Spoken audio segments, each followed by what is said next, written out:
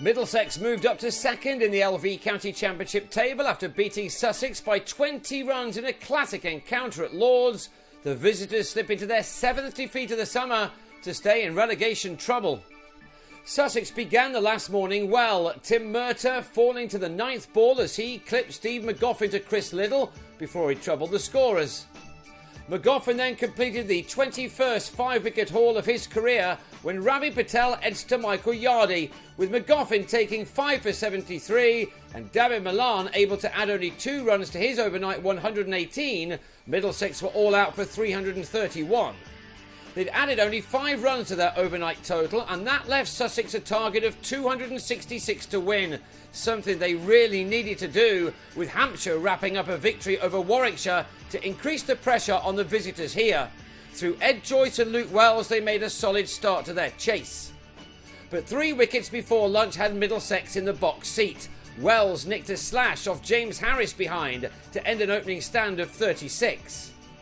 7 runs later, Joyce also fell to Harris, adjudged to be LBW after making 22.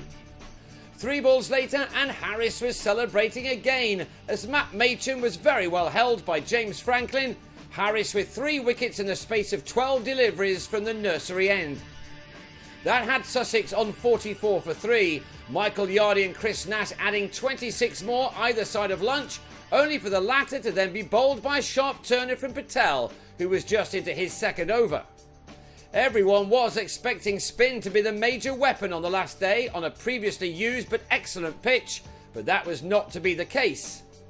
Nash and Luke Wright brought up the 100 for their team, but then a spitting delivery from Murtagh had the latter caught by Ollie Rayner after scoring a breezy 20, the bowler with his 500th first-class wicket. Sussex were now on 103 for 5, but a 60-run stand for the 6th wicket between Nash and Ben Brown put this wonderful match right back in the balance. Nash was the key man at this stage as he went to a 50 off 75 balls with his 9th boundary. He was the man that Middlesex really needed, although arguably Sussex's need to win had become greater as they fight for First Division survival in this injury-ravaged season of theirs. Nash and Brown took the total up to 163, the target down to 103, Nash moving with few problems on to 66. But then he tried to cut a short ball from Toby Rowland-Jones, only to edge to Rayner, a man who doesn't miss too many in the slip cordon. He had less success with the ball though, and some hittable deliveries had Brown and Ashar Zaidi forming a partnership just when it was needed. We were into the final session of this thrilling contest by now and were still unsure as to the final result, with this pair reducing the runs required to 69.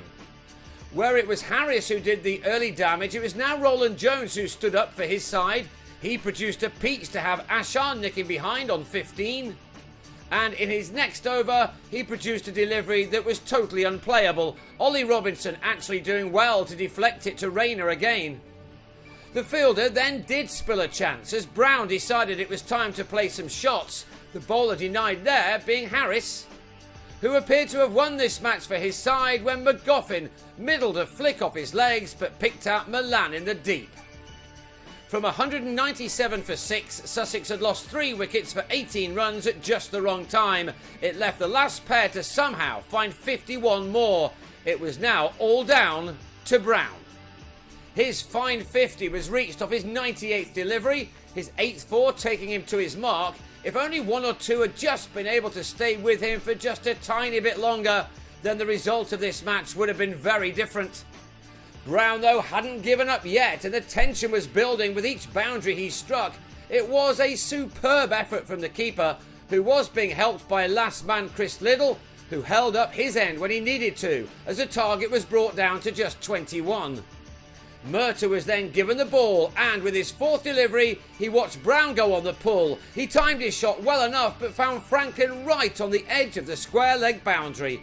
Brown was out for 68, and with him went the match. Middlesex had won it by only 20 runs, one of the tightest finishes of the season. It earned the home team 19 points, and that sees them up to 2nd in the table, but still 38 behind the leaders Yorkshire, who also have a game in hand.